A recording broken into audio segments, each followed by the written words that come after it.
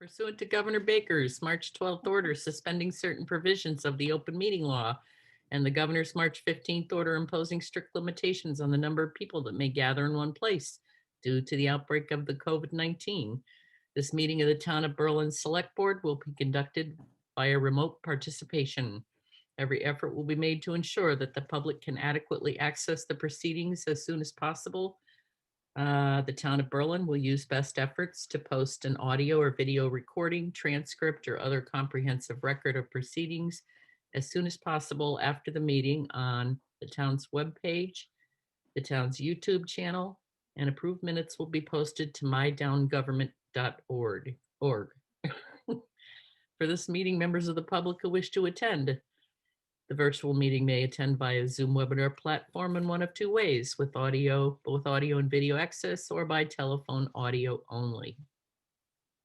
We'll call the meeting to order at 7:01. We have the approval of the February 22nd, the February 24th, and the Personnel Committee meeting on February 24th, all open session. Do I hear any comments or questions or motions? Look fine to me. Okay. And there you go. I second it. Okay, then we'll take a vote. It's Keefe, aye. Stone eye. Hawkins, aye. It's unanimous. Margaret, do we have any correspondence? You do. You have a couple of things. First of all, we received MassDOT's annual notice of the town's Chapter 90 allocation for 2021. The amount is $191,520. So that's the amount that would be available for the town to do road work in 2021. The other piece of correspondence Mary drafted for the board, this is in regard to Marlborough being in the process of reviewing their zoning districts near the town border. And this is a letter from the board that asks for the city of Marlborough's consideration in creating harmonious zoning districts along Berlin's border. So hopefully you've all had a chance to look at that and agree with sending it off to Marlborough. Sounds good. Does that look good to me? Peg? Ditto. Okay. Okay, Excellent. all right. Then I will ask if there's any general public comment.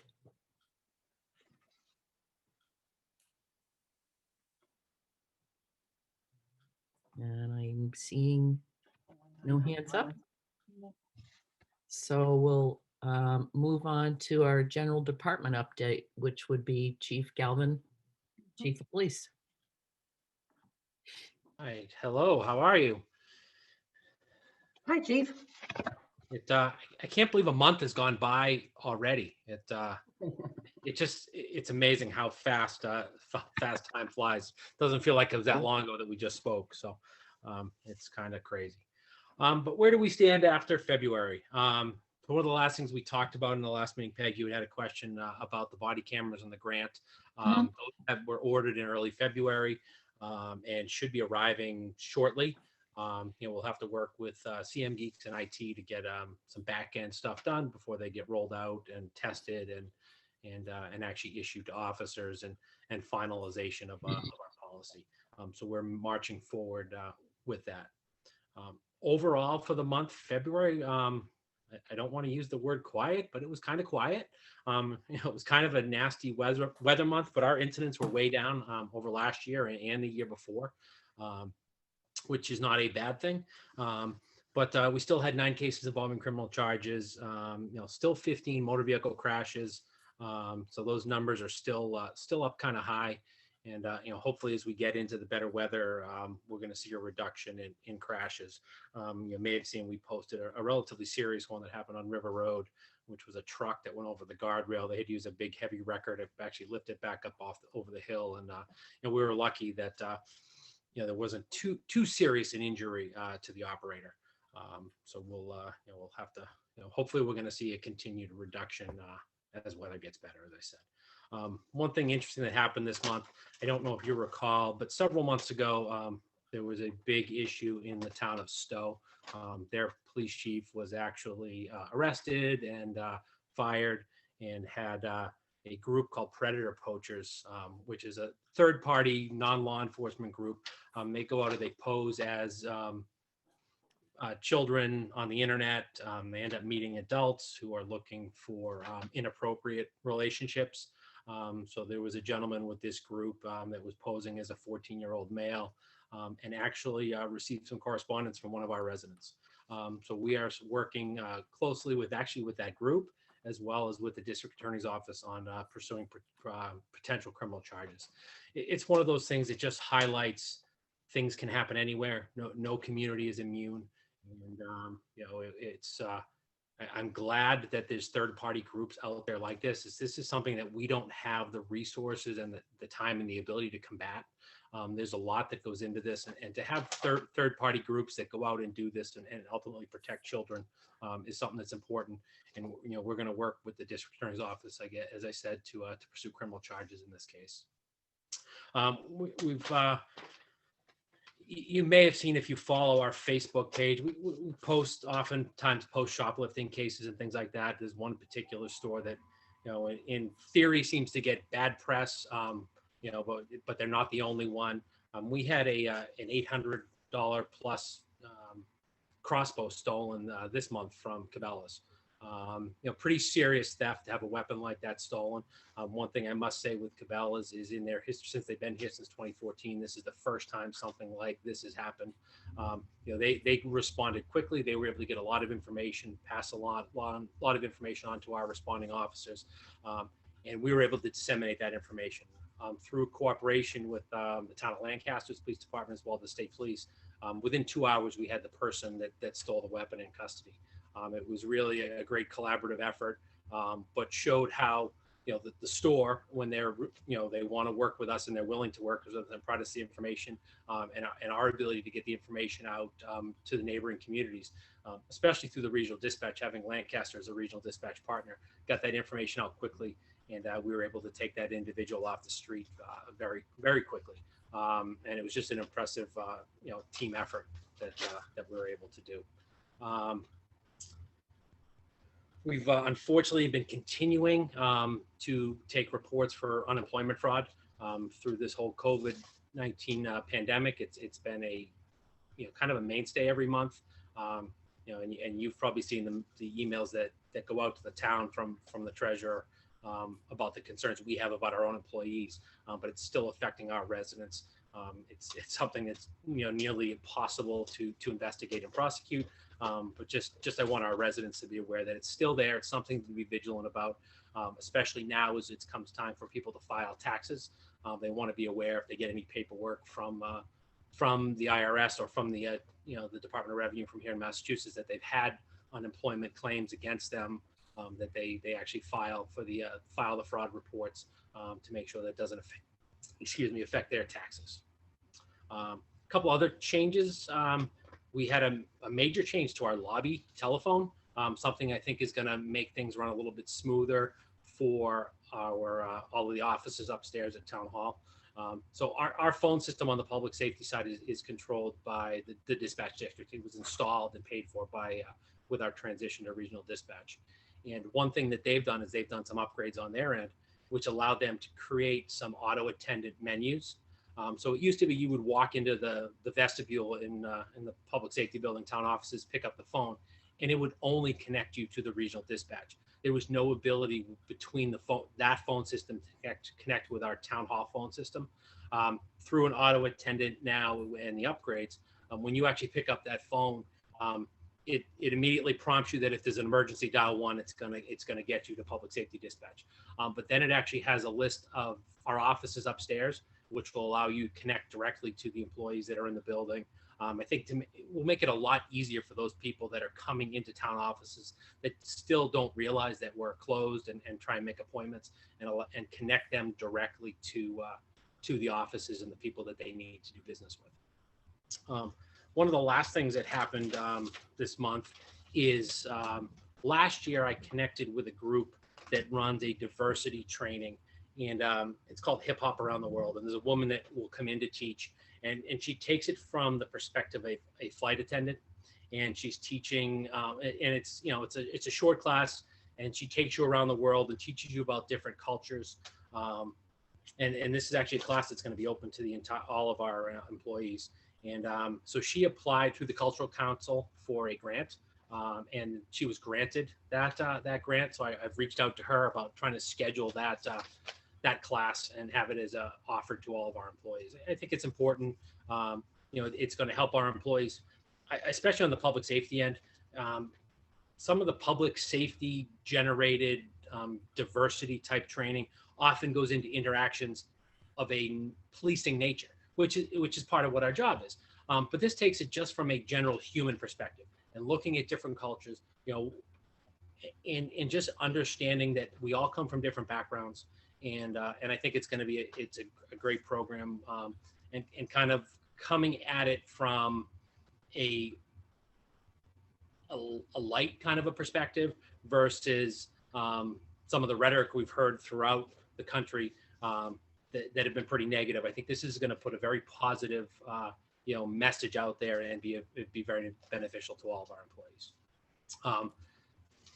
I also have reached out to Helen, and I know last month I was able to get you before the meeting all those handwritten reports. She's going to get those to me in the next couple of days. I'll get those to Margaret, and she can add them to the drive for you to go through again and look at her reports for the past month. So that's it for tonight. Chief, did you want to talk about your warrant articles? Absolutely. So there's 3 on there. They were actually all proposed for last year's town meeting, but as obviously with the conditions and COVID, they were removed. So there's 2 warrant articles that are specifically related to parking. So I don't know if you're aware, but we can't write a parking ticket in the town of Berlin. So as developments have changed, things are there, we have more handicap parking, some more on-street parking. We actually have no parking signs posted in the town of Berlin, and we are unable to write a parking ticket. So what this will do is this will authorize the town to appoint someone as a parking clerk, allow the selectmen to create the rules, the fine structure for parking enforcement, allow the police department to write the citations, and also, and this is kind of an important one, and something I think we're kind of lucky we haven't gotten into an issue with in the past. We often talk about the winter parking ban. We haven't accepted a provision of the law that allows us to tow those vehicles. I can't remember since I've been here that we've done that.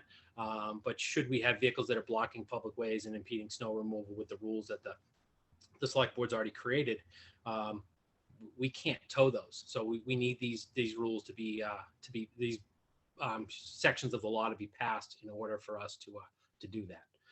There's a third article for the purchase of radar speed signs. I don't know if you recall, that's one of the big things that's come out of the project in the town center. People talked about those signs. Right now it's in there and it's written for $10,000. That's what Margaret and I talked about and looked at some pricing last year. With some of the feedback that we received, it's something I'd actually like to see if we could up to maybe $12,000 to $15,000. And the reason being is, one of the things that the public talked about was having some of the signs that allow us some programmability to give positive feedback, kind of the smiley face if people are doing something correct. So some of those signs are a little bit more expensive. And on my end, what I'd actually be looking for is some signs that collect a little bit more data. One of the things or the complaints or questions I get is often about speed limits. And if we are looking to do any potential speed zoning, we need data for that. And to put a human being out there to collect that data over the course of a day is very difficult. And can be costly if I have to put somebody there on overtime or something along those lines.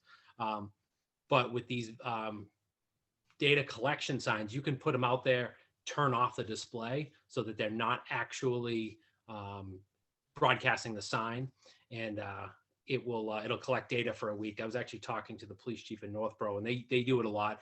What they do is they'll put them out for a week with the display off, collect the data, put them out for a week with the sign on, and actually try and see what the real effect is of it, if it actually has a positive effect on traffic, and slowing people down. So I actually have reached out to a couple of companies over the end of last week, beginning of this week, or just today, and hopefully I'll have a couple of quotes to give a better idea. But the way that first article was written for the potential purchase of up to 4 signs, I'd like to try and keep within that 4 signs, but maybe a slight increase to allow us to buy a couple of those signs with a little bit more functionality. Okay.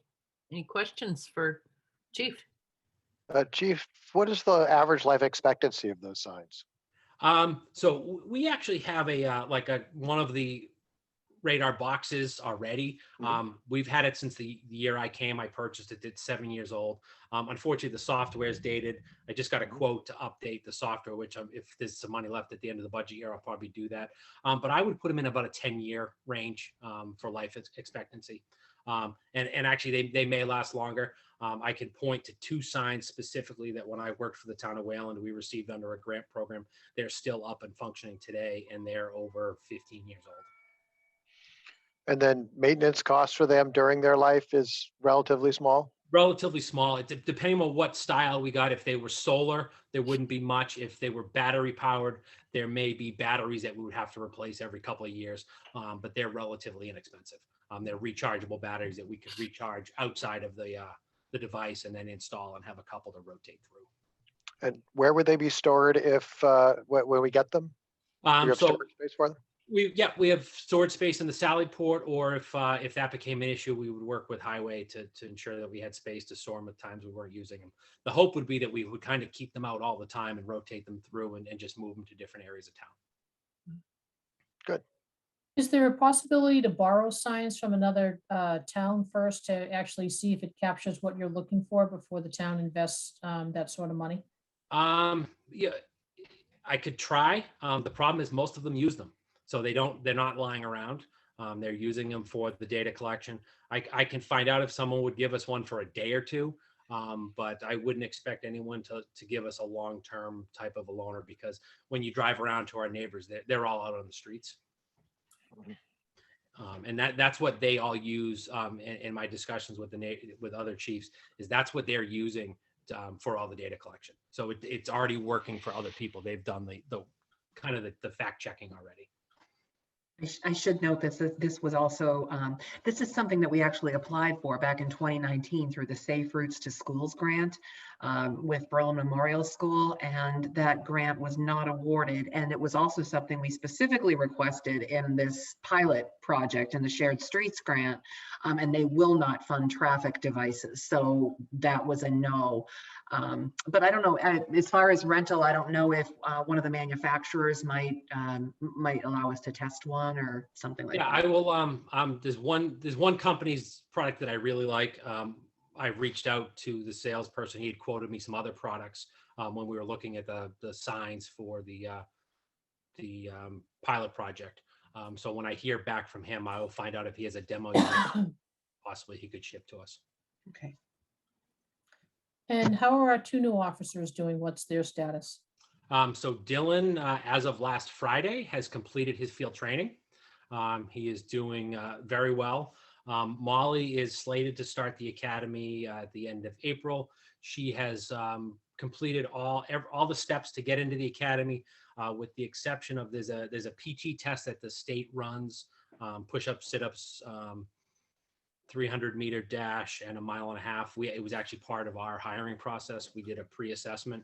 So she's scheduled to take that on March 10th. Once that's done, we'll get the final notification for the academy, and then get all the equipment that she needs to start. One thing that has changed since she was enrolled in the academy, we were fortunate to get her into the academy in Boylston. There were very limited slots. With the relaxation of the COVID restrictions, the Municipal Police Training Committee has actually doubled the size of the class. So there was always some concern that people could get bumped or what might happen. But now there's still about 10 openings for that April class. So she's guaranteed a slot, and where things are moving forward. Okay, good. Any other questions for Chief? No, All right. Thanks. Thank you Thank very you. much, Chief. Thanks. Yeah, have a good night. And Margaret, I did get an updated quote on those other crosswalk signs. I'll bring it to you tomorrow. And Excellent. this We'll get fourth those company ordered. that actually was responding. They sent me some solar data, that some survey they had done, so that's helpful as well. Perfect. Thank you. All right. Yep. Okay. I think we will move on to our next appointment, which is Keith Leonard, owner of Highland Wine and Spirits up in Highland Commons.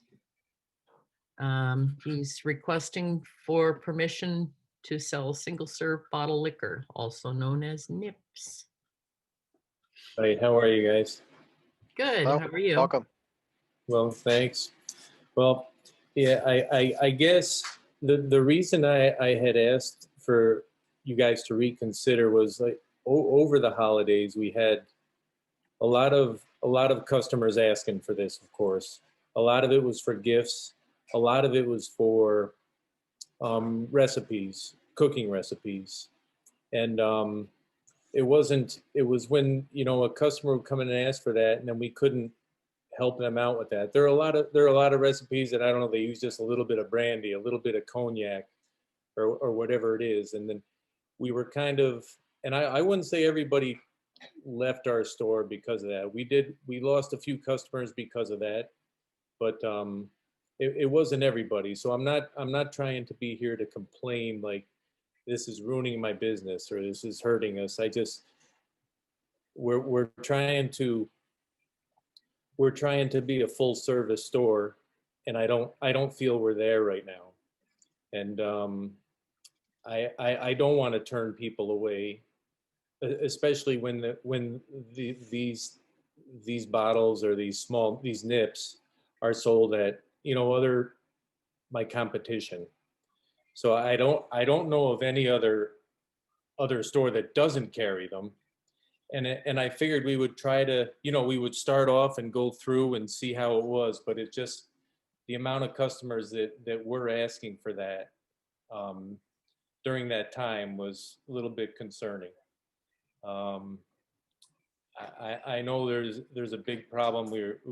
The initial reason we were talking about it was because of people just throwing them right out the window or walking down the street and just chucking them and leaving a mess. But I can't say that won't happen, but I don't know that it's going to increase with me selling it versus them going to another store with you know, other stores that are also carrying that size. So that really was my main issue about that, is becoming a full service store for those customers and not really turning them away. That's. Can you be persuasive and ask them to buy a full bottle if it's for a recipe? Well, that's well, we try. I mean, some people did. I won't say some people didn't, but Yeah. you know, initially that was the reason for those size bottles. The nips was for samples for people to try. And I'm sure you guys know now with the different types of vodka that are out there, there's a vodka for every flavor, from Fruit Loops to apples to cotton candy. I mean, there's all types of flavors. They are starting to thankfully fall away and lose some of that that sweetness that has been out there, and they just seem to be making vodka for shelf space. And they could put a name on it, but people are kind of getting away from that now, and at least some of that stuff has been discontinued. But that was the initial reason for those size bottles, for people to sample them, so they didn't have to spend $20 or $30 on a bottle and then either discard it, throw it out, or not be interested in it, or whatever, have a bad experience with it. So that was the initial reason. And then, you know, now they've turned into little limited drink bottles or travelers now, that people take them on planes or whatever. But I mean, I would like for everybody that would come in and they would buy a bigger bottle for sure, but it doesn't happen. So that was why I came back to you guys, to see if there was any other consideration to maybe loosen that or see what we could do to make us able to sell those bottles. Peg or Scott, do you have a comment or question for Keith? I have a question. So Keith, can you quantify the approximate amount of revenue that you've lost over the holidays, maybe compared to what your other stores sell over the holidays in Nips, or is it just kind of all Yeah, lumped together? well, during the holidays, I mean, listen, you're asking for the extreme number, so it'll sound more than it really is for the course of a year. Over the holidays in Buffalo, we sold about 7,000 nips for December, and there was another 4,000 for November from Thanksgiving, actually, just that week and a half from Thanksgiving on. So that's about $11,000 so in sales, but more importantly, that's about 2,500 in profit. And a lot of those, most of those during that time, of course, are for gifts. It's not people just coming in and drinking more or anything like that. They're just, a lot of it is for gifts. They cost anywhere from 99 cents to $2.99. And people come in and they buy a sleeve of Bailey's, which is 10 bottles, and they would give that to, or for an office exchange or something like that. But, probably during the year or during a normal month, we would sell anywhere from 1,000 maybe to 1,500 bottles through the course of a month, depending on the season, which is about 30 to 40 a day, somewhere in there.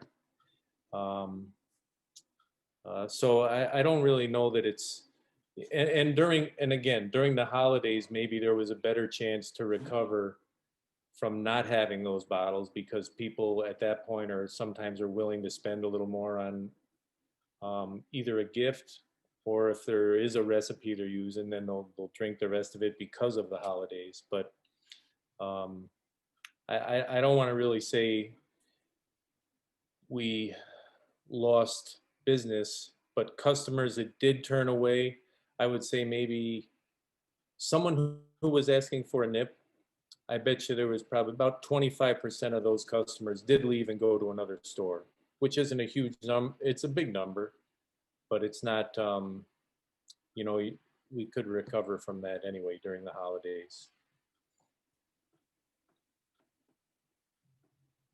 Well, So go ahead, Chris. I was just going to say that I know one of the biggest problems is, people throw them out the window, and Yeah. one of the problems might be, if you were to sell them, that they would actually throw them around your area, your parking lot, Highland Commons. Yeah. I know I've heard from several residents who wanted to give their input, knowing that you were coming tonight, saying, nope, no nips. Yeah. I don't know what Peg and Scott have heard, if they've had any other feedback. Well, I was going to ask, I mean, I know that I put the post out on Berlin Neighbors Connect and also on Berlin Residents United regarding the NIPS, and it truly went the entire gambit of let them have it, somebody else in town has it, they're just going to go over the border into Clinton or Hudson. No, absolutely not. So, and anywhere in between. So I don't know if we were able to tabulate that data and look at it and have a rough guess of, the folks who did respond. I don't know. Yeah. Right. I wasn't on the select board when we issued the liquor license. I Yeah. know it was contentious between two vendors. I did not see in the minutes that this issue was something that made a difference between it going to one vendor or another. So is that true, that this was not a defining issue that Oh. made us go with one vendor over another? No, I think when we first had the meeting, we were asked if we would, and we said that we wouldn't. because I knew it was an issue with the board, and then BJ's had also said that they wouldn't, when they were trying for the license as well. So, you know, naturally, we're not going to say, no, we're not going to do it without any nips. And we knew it was a kind of a hot spot for the board at that time. So, I mean, and getting back to throwing them out the window, I mean, you know, it's funny right now, I'm picking up more masks and dental floss things out in parking lots right now than I see bottles, you know. Well, fortunately. Yeah, so it's a mess. I think people, you know, people are just not, when it's not their problem, out the window it goes. It doesn't matter if it's McDonald's, it doesn't matter what it is. It finds its way to the street, which is a horrible thing.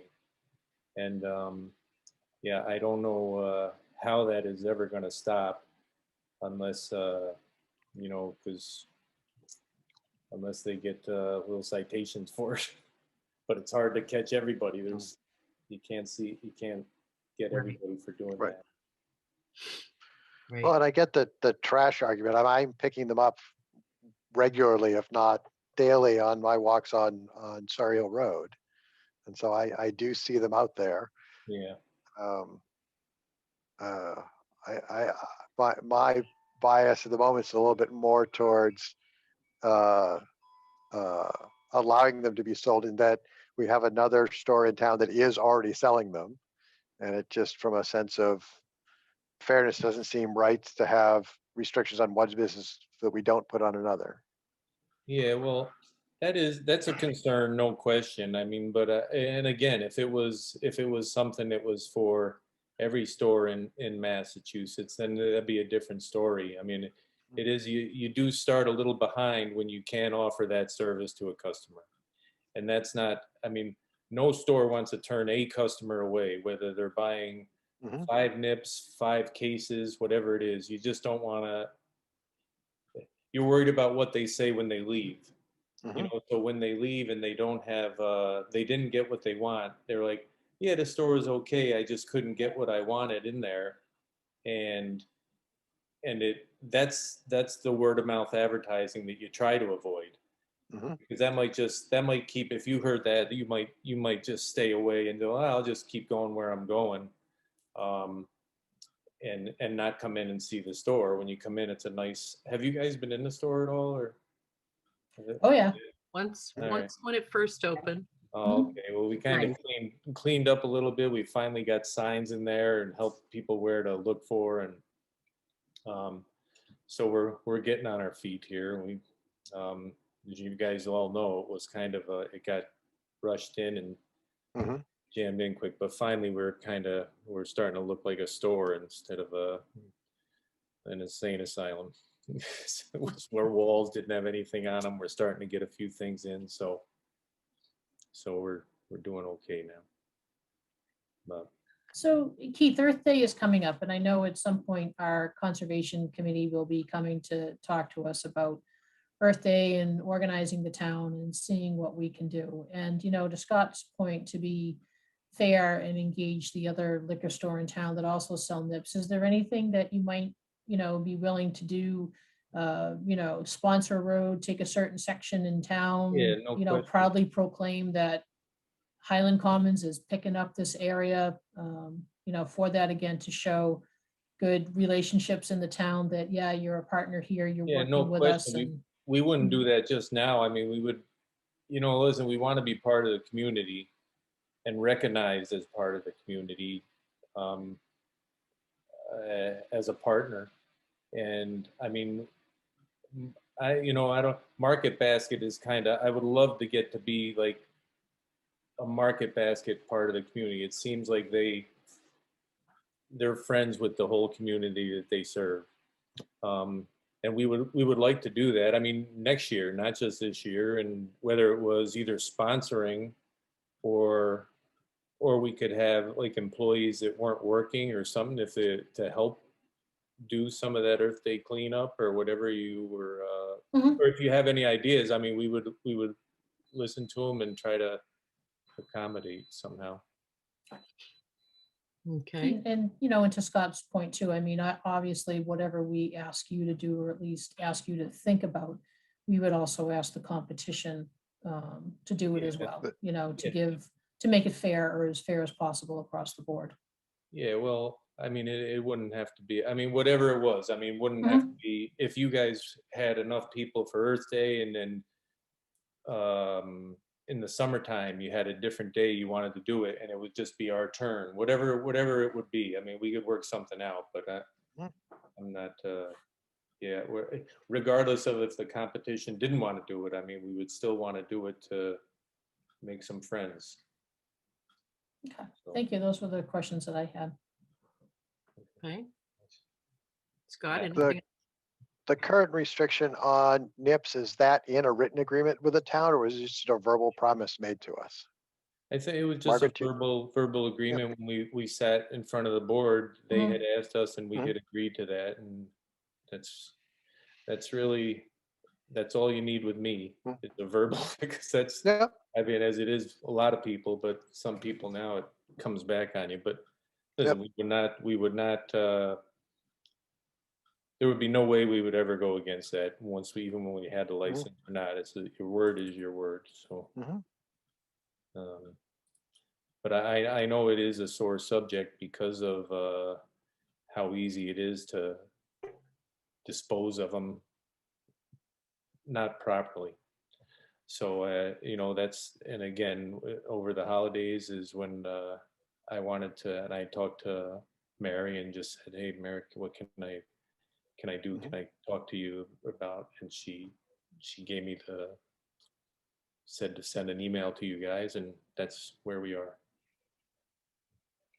So I think Berlin is the type of community where we're we're very proud of the fact that there isn't garbage along the roads. We try really hard to have a couple of Earth Day um, events a year, and I think it's just important that if you do agree to help us out with cleanup in Berlin, that um, may go over with some people as far as the No nips question. There'd be and no that sort of question. I thing. mean, whether it was out there picking them up or what, if you, I don't know if you wanted, donations you were looking for or help. I mean, either way, we would do it, whether it was on Earth Day or was on 3 months after Earth Day for another cleanup. We would help and, organize that with you and see where and what to do. Okay. Anything else, Peg or Scott? I'm good. But I do think that we need to have the same discussion with the other liquor store in town. Yeah. At some point. Discussion about whether or not they should be selling NIPS. No, discussion about, Earth Day. Earth Day, Yep. can they help, make a presence, especially right up whatever road that is, Randall, Mhm. Randall, Lancaster, that way. Okay. I was trying to think where they were, what the Oh. roads were around it. Yeah. Mhm. I know. All right. When it comes to Highland Wine and Spirits selling NIPS, what would next steps be? Is there an action that we need to take? It might be a good idea to have a motion to allow Highland Liquors, Highland Wine and Spirits to have our permission to sell Yep. nips. So I would start by, I appreciate Keith coming here and asking us because it was a verbal promise. He could have, if he wasn't as, or if the company wasn't as concerned about community reputation and connection with the community, they could have just gone and done it. It would have caused some, hurt feelings. But I appreciate coming. I appreciate listening. I'm hoping you're going to be involved in and have stuff to help us clean up. And because I am just hamstringing one business and not another, but also people are buying this stuff out of town and dropping it off in town anyway. If people are going to buy it and do it, that we might as well get some tax revenue out of it, and get some potential more jobs, or even from a for a craft standpoint, if they're drinking and driving, if they're starting in Berlin and ending in Berlin, they're on the road less distance. And maybe the alcohol has not had a chance to take as much effect by the time they get home and are less likely to endanger other people. So I'd like to make a motion that it is that we think it is okay for Highland Wine and Spirits to sell dips in hopes that they continue communication with the town. And if we find it problematic, we find another way to approach this. I wouldn't mind, like, we could revisit if it became an issue. I mean, not a problem. And I mean, I would be willing to talk with you whenever you're interested in it. And as far as like the cleanups and what you would want to do moving forward, you could let us know through an email whether it was help or monetary or whatever to do to help clean up a street or an area or whatever part. And yeah, and we could, if you wanted to, even if you're gonna do a motion on this, I would come back to you in 6 months again, and we could talk about it to see if it was an issue that was getting worse for you. Okay. So Scott, was that your motion? Yes, it was. Okay, do I hear a second? I'm good on the second. Again, Keith, thank you, for coming in. And honestly, that was one of the reasons that I had gone to your liquor store, was to see if you were selling them. And, was very happy that they weren't. So I appreciate the signage that you're putting up as well, just to help find things. So again, appreciate you being a good partner with the town. Thank you. Okay, well, we have a motion and a second. Let's take a vote. Keith, aye. Don't I? Hawkins, aye. Okay, that's unanimous. And we look forward to working with you, Keith. Hey, well, same here. I Thanks. mean, you've been helpful every step of the way, so I appreciate the help. Okay. Let me know how you want me to proceed too, as far as Earth Day and stuff like that through emails or whatever. All right. But Okay. Will do. Thank you. All I right. appreciate it. Thanks. thank Bye. you. Thanks for Bye-bye. coming to town. Have a good night. Good Good night. night. Okay, we'll move on to our town administrator report. Okay. So as of today, the state is returning to step 2 of phase 3 of its reopening, which means that indoor performance venues, indoor recreational activities can all reopen at 50% capacity. Capacity limits across all sectors, including workplaces, are at 50% now and exclude employees. So employees don't count to the capacity. Restaurants no longer have a capacity limit and can host music performances now, and as long as people maintain 6-foot social distancing, number of people per table limits, and 90-minute visits. So the state, as it continues reopening, is going to be monitoring the public health metrics, and as long as they continue to improve, on March 22nd, the Commonwealth will move into step 1 of phase 4 of the state's reopening plan. So I'm looking at this date as a possible date that the town offices would also reopen. So I'm going to be watching this very closely over the next couple of weeks.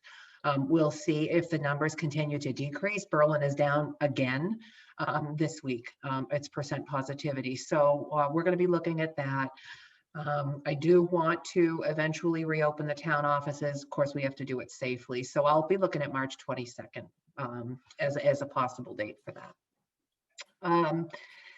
The phase 2 eligible residents, this is just a reminder for anybody watching. People can go to mass.gov and go to COVID-19 vaccination phases, and that webpage will get folks to instructions on setting up vaccine appointments. Or residents can call toll-free at the 211 number or 877-211-6277, Monday through Thursday, 8:30 a.m. to 8 p.m., Friday, Saturday, and Sunday from 8:30 a.m. to 5 p.m.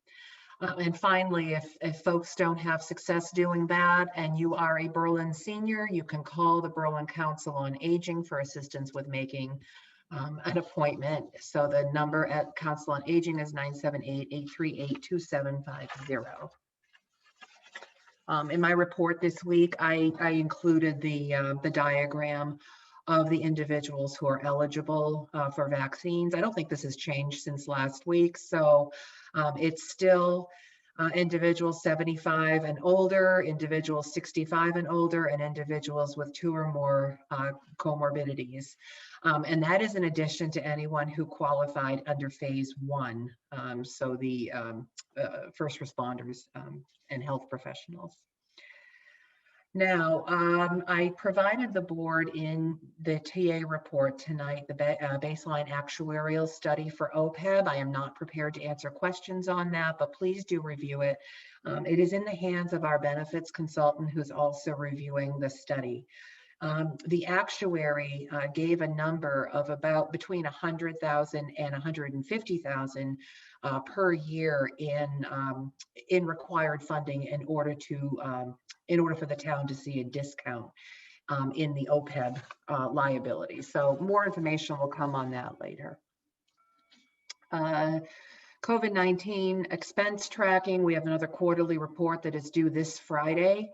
And I'm very thankful to accounting and Amy, who has been really tracking the COVID expenses as they're submitted. So that's helping a great deal in getting these reports in. Cemetery maintenance and groundskeeping. I did talk with Barry today and told him that the select board has not taken any action on a special municipal employee designation. And the board is actually awaiting responses to the questions the board had and personnel committee had. And he prepared those and got them in today. I haven't had a chance to look at his responses yet, but you should have those in your email. Mm-hmm. The Community One Stop for Growth, CMRPC reps are going to be joining local stakeholders. We have department board and committee stakeholders who we've invited to a workshop or a meeting on Thursday, March 11th at 4:30 p.m. To discuss economic development related priorities from the various departments and public bodies. And all it's going to take, I mean, obviously there are plenty of ideas to go around, but what I've asked is that people refer to our established adopted town plans and things to really be able to identify priorities. And I think we could all rattle some right off the top of our heads. Mary asked before the meeting tonight that she wanted the board to confirm that there'll be a quorum of board members on March 22nd because there is an action on an alcohol license. I think it's just actually, I don't think it's a transfer. I can't remember what she said it was, but anybody? Is that a Monday? Is that a Monday? That's a Monday, the 22nd. Yeah. Yep. Okay. I'm planning on it. Yep. Okay. I'm planning on it. All right. So I have a couple of one or two action items here, maybe one.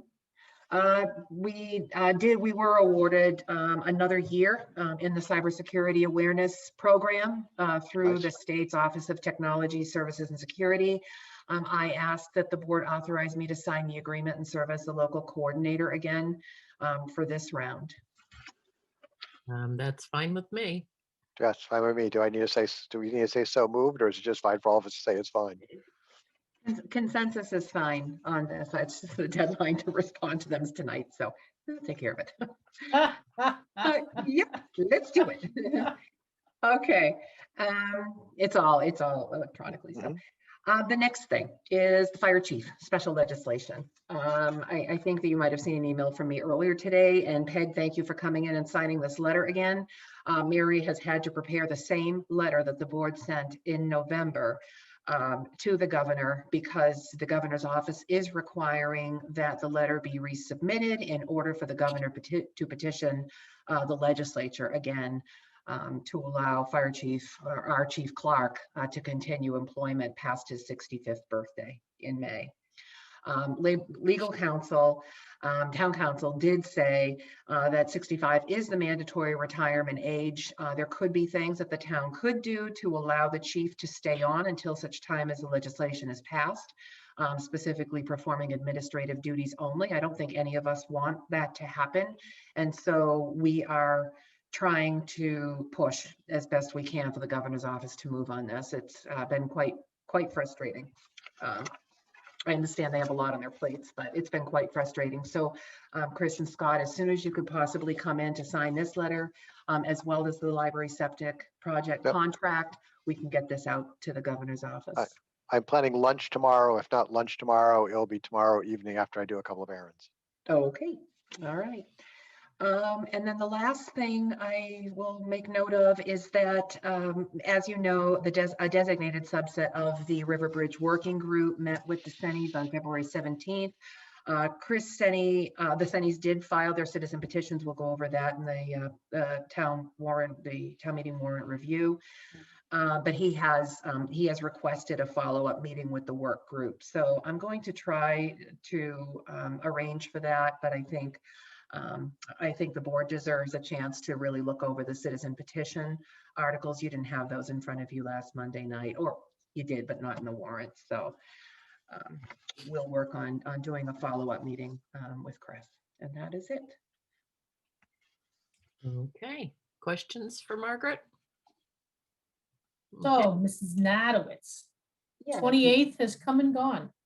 Solomon Pond, I'm assuming, did not pay their money, so next steps would be, I think the next practical step would be a certified mailing from our attorney to Solomon Pond.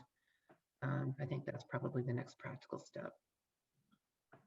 and the same with the Sennies for their, I know that they came back and they made something, but they're still late on their $100,000 that they owe us in November.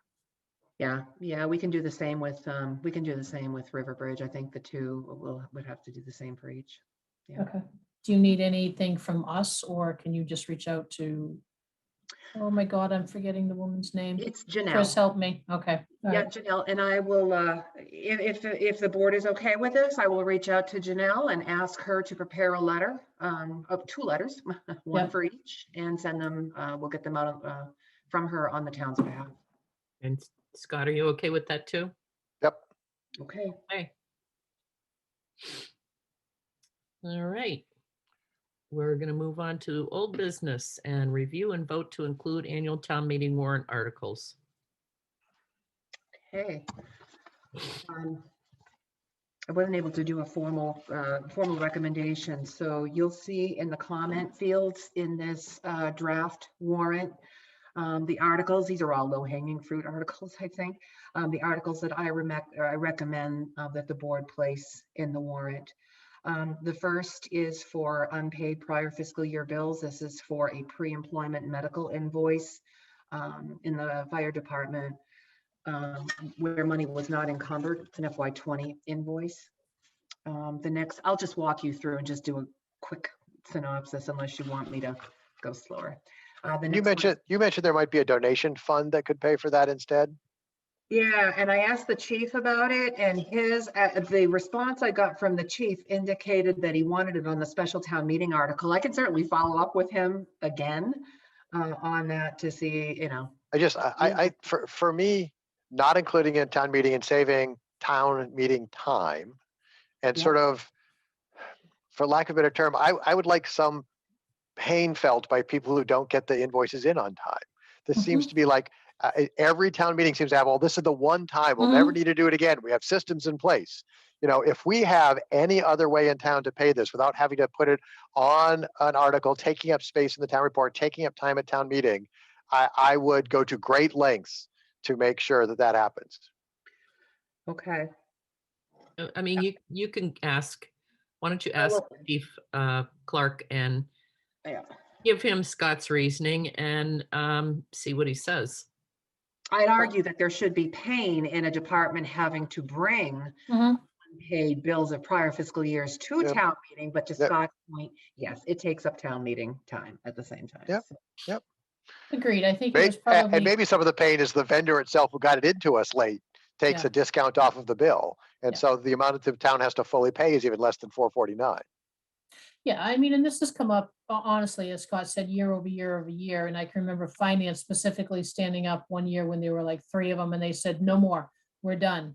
Well, fast forward another year, sorry, fast forward another year, sorry. Unfortunately, we all have bills to pay as well. And, we have a responsibility to get them in and get them done. Yeah, I mean, it is tough though when the vendor sends the bill late. Mhm. There's not a lot you can do. Yes, but I do like Yeah.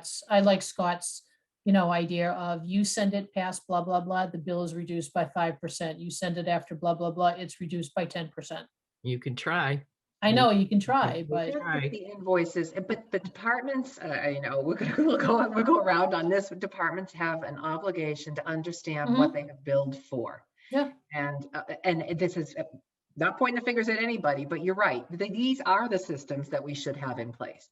We need to know when we've asked for a service and that an invoice might be coming for it, right? So anyway, okay, I'm going to follow up with Chief on that and see if he'd be willing to pull it and pay it from the donation. And although Article 2 is not on your highlighted list, I feel the same as that we should be, that likely there'll be something, but if we can take that out of a year-end transfer and not have it at a town meeting. Some reason I think I might, I've been looking for things. I think we're at the dangerous level of number of warrant articles, so we could actually do it in a night if we can find 2 or 3 of these that might not need to go through. And even short ones take 10 to 15 minutes. And so, finding a handful of these to remove, I think this could get done in one night. So you see in that particular, in those comments under that article, I put the remaining balances, Yep. but that was before this past week's warrant when we had all that snow. So we'll keep tabs on that and see if that's. Is Article 2 the snow? Because I don't Yes. have it in front of me. It is. It's I don't have the articles in front of me, so I'm just going by what you're talking about, Margaret. okay. Okay, so that's a payment of snow and ice deficits. So we can certainly keep an eye on that too. Okay. The next one is the fire pumper tanker sunset clause extension. This truck is not going to be built and delivered by June 30th, 2021. So we're going to have to extend. Okay. Yep. That should be pretty straightforward. So do we need motion to say we're fine with that being on the, or are we assuming they're fine? Okay, well, you know what we can do? We'll keep tabs here. I'll write down as we go, and then the motion can just be for all of the ones that you okay.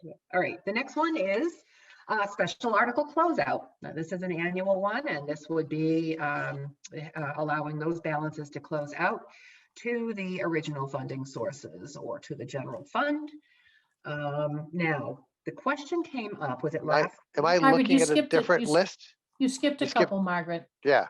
Right? Article 4 is a special legislation for the chief, which we're fine with. We've already debated that a chunk, and I've vented my, why do we have to keep doing this sort of thing?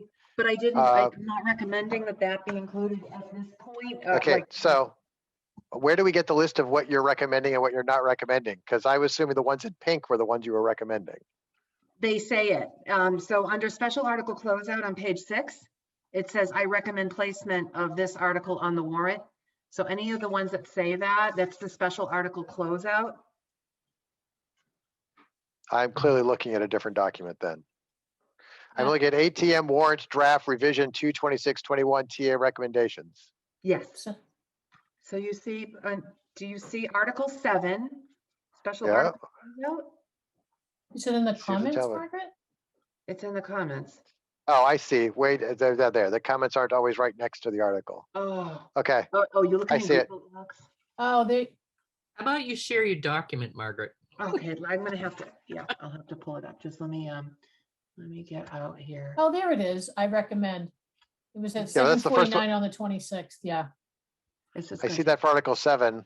I don't see it for Article 6, but I obviously. All right. Maybe we're not doing Article 6.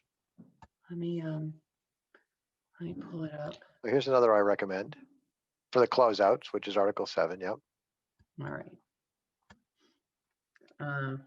I think I did go through these today too, and I really didn't have a problem with any of them you were recommending. All right, let me just pull up the drive here and go into tonight's meeting. I should have done a list, and I I got onto other things, so, okay. That's fine. 12021. Okay. And town meeting, here it is. Annual town meeting warrant draft. All right. Okay. All right, I will show it now. Okay. Okay. All right.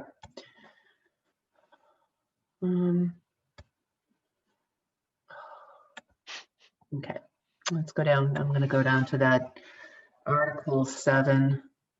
Mhm. Article 7, here it is. Of course, it's the red line version. Okay, so this is the annual article for Yep. special article closeouts. So I do recommend that this be placed. I do need clarification, and I'll go over this with June, where the Highland Commons Arts Cultural and, yep. Fund has been closed out. The question's going to be where we close that to. So I'll follow up with her. Okay, the next one is the Bullet House renovations, and I personally might just argue for capital stabilization or regular stabilization, but I bet I would be fine with whatever June ended up recommending for that. okay. All right, the next is the Bullet House renovations. This is to expand the scope to include surveys, engineering, and design. Mhm. Okay, the next one is, the next are all the consent articles. I recommend Yep. placement of all 7 of the consent articles. So that's Articles 9 through 15. Okay. Yep. And flipping through the pages. Outstanding 16 is town, the reports. Yep. The town reports. outstanding Yep. town reports. That one is good. Article 16, Article 17, cable access. Yep. Okay. Oh gosh, we're flying. In the summary of Article 17, Mhm. I hate adding words, and so, but it'd be neat to point out that the PEG money comes from fees on cable. This is not out of Okay. property taxes or other Right. taxes the town does. This is already on your cable bills, and this is coming from the fund that grows from those bills. Okay. The fees are derived from cable bills. Okay. Yep. We can add some language. Yep. Okay. Now, where are we? We're on fiscal 2022 budget. So that's another one, obviously, needs to be. Yep. That's Community Preservation Act. I have not gotten an answer yet on whether those can be combined, the FY21 and FY22. I did ask, so I'm waiting for a response on that. So I'm not yet recommending that article be included as is, but the fiscal year 2022 budget, yes. That's Article 19. All right, so the next one is the FY22 capital budget. And I know that the board discussed this last week about combining the FY21 and 22 capital articles. Did you want to, and I'm looking for clarification from the board, you could do this either in FY22 and don't allow any spending until July 1, or you could do it under FY21 and allow spending upon the dissolution of town meeting. I like spending on dissolution on town meeting. There's no reason to wait. Doesn't mean everybody has to the next day run out and do things, but giving people flexibility to do it either now or after July 1, I think is fine based on the availability of people's energy to put things together. Chris and Peg? That's fine. You know, Scott, what Scott said is fine with me too. Peg, are you Yeah, I'm okay with good. that? Okay, so we're gonna move this entire article up to the beginning, the first part of the warrant. That's fine. Okay, and it'll be included. All right, welcome. No, I didn't ask for that one. What's the next one I got? I think So- we jump now all the way to. Just on Article 22, which we're not recommending for tonight, there is the question about whether or not we can do a sunset clause for 2 years instead of 1 year. And I am totally in favor of that. Okay. So Margaret, do we have an idea on all the free cash that's being used for the roof and the handler? Do we know what we're ending up with for a balance, or will June be able to provide that? Certainly do, and that is on the capital spreadsheet, which I do not have in front of me. Okay, Okay, But yes, we do have those balances and I can share that with you. I think you have access to the Yeah. folder, but let Right. me share the spreadsheet with But you again. capital planning had had the guidelines in front of them when they decided what they could afford and not afford, and recommend and not recommend, and where it would be coming from. Correct, Margaret? That is correct, Mhm. and there are significant balances in both. There would be significant balances in both free cash and Highland Commons, provided we get the Highland Commons funding. We're expecting it. Okay, and then I think we jump all the way now to the citizen petition articles, and I am recommending that all of those be included in the warrant because the signatures have been certified. I apologize, I'm scrolling through all this, but this No. is very long stuff here. That was my question on the length of some of these. Oh, I know. Is there any way that they can be kind of whittled down a little bit, especially the wetlands protection bylaw? I mean, it's 1, 2. Mhm. Well, I don't think we're going to have to read the whole thing, No, but but it here's might my, be all right to have the language in there. right, but here's my point. It's that, okay, I'm scrolling, I've lost count of how many pages it is. So anyone who tries to read it and understand it, and I'm assuming that conservation will stand up and defend this, that it's just, you get lost. You just get lost in it. It's like, where's the point, to everything in this? This is not, this to me is just too long. Well, I mean, is there a summary at the end? There is a summary. There is a summary at the end of the wetlands bylaw. The warrant could also, and there are pros and cons to this, the warrant could also indicate that the full text of the bylaw is available at www.townofberlin.com, in the office of the town clerk. Or even as Appendix A in the last page of the document, so that what you're voting on is a shorter section, but the actual detailed wording, because the parking ones are also quite long, Yeah. where you could have an appendix like, these are the detailed wording changes of these bylaw changes, so that the warrant itself fits on 2 or 3 pages. And then because I still want everyone to be able to read them, that the wording of the bylaw changes are still important to have the exact wording in the document. I feel it's important to have it in the town report. Yeah, I do too. I think it's important to have it in the town report because there's some people who aren't going to go to www. Right. That's true. No, And- I agree, but a summary of 4 sentences long does not give, to me, a fair representation of a 12-page document. Well, That's they're all gonna I'm give- saying. They're going to give more of an overview when we have the meeting. Mhm. So I wouldn't worry a lot about that. I Okay. would just make sure that the document is actually in the warrant. There's those people who aren't going to go to a Mhm. computer and they want to read it. Mhm. Okay. I don't know if you have any discussion on the citizen petition articles, but those are number 38 to 42 at the moment. What kind of feedback are you looking for, Margaret? I mean, we Any don't. comments? I have to say that if the select board intends to give its position to town meeting, I think that this would be a good opportunity for, I'm looking at Article 42 in particular, the development agreement modifications.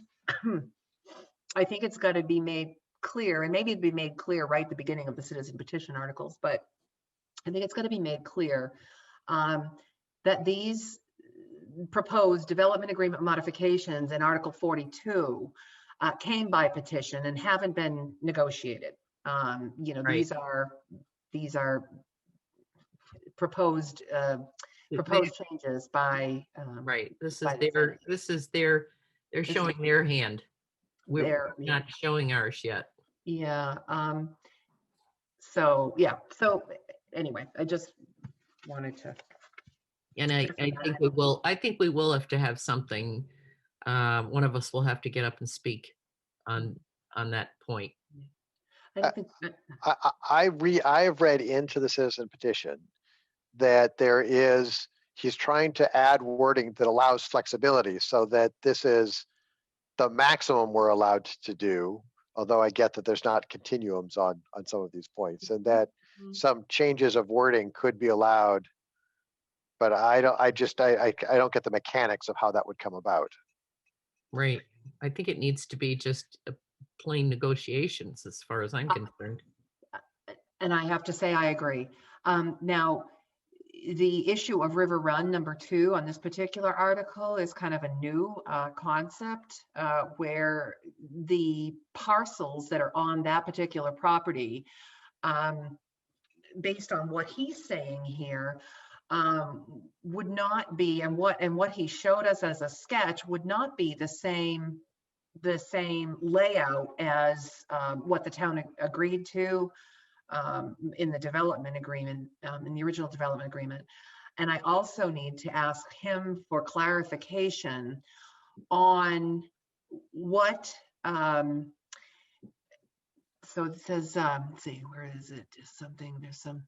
I need to ask him for clarification. I guess on what item #2 even means to us. I mean, we had said the town would welcome being able to extend the option to purchase, but there was nothing really discussed, along with that, about the layout of the property itself and what the town would be eligible to purchase. So that's there isn't anything. I mean,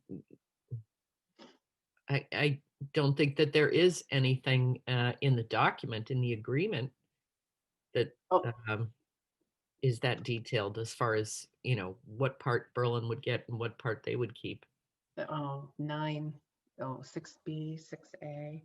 Yeah, I'd be curious on that to see if there was any comparison to say, originally we were going to, and Yeah, because X happened, we can't, or we didn't, or we changed our mind.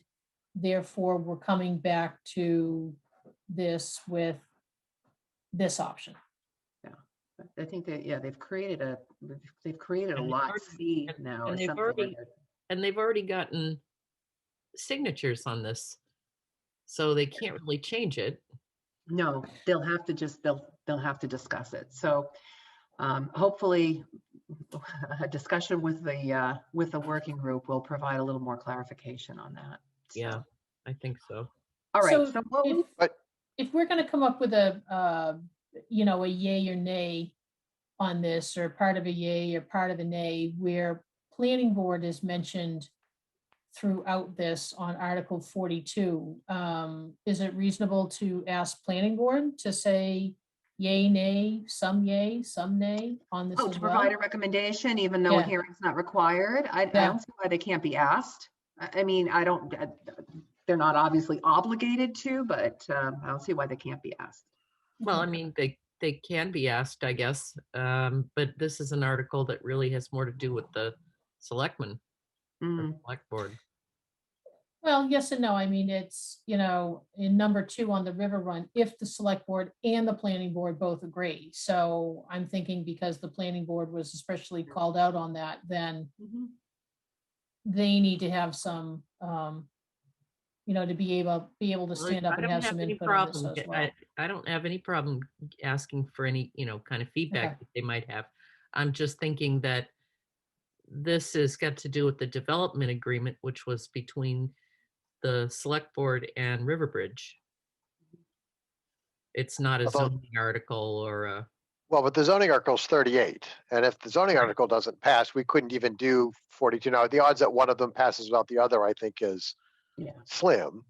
And I might, if I had some more say over the numbering and order, I'd almost make 38 and 42 a little bit sort of back to back, since one is the zoning bylaws, that if they pass, then allows you to make the changes to the development agreement.